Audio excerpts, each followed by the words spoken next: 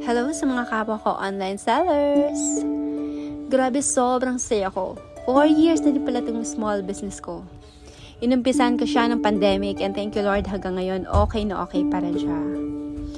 Sino ba naman kasi mag-aakala na may magiging buyer pa ako sa panahon na puro gadget na, diba?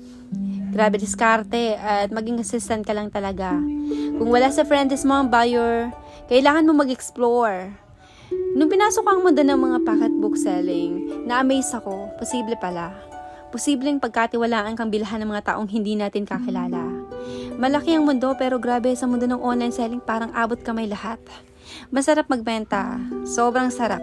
Sipagan mo lang.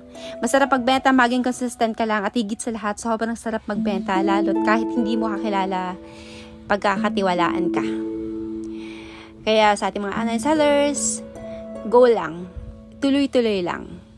Okay? Bye!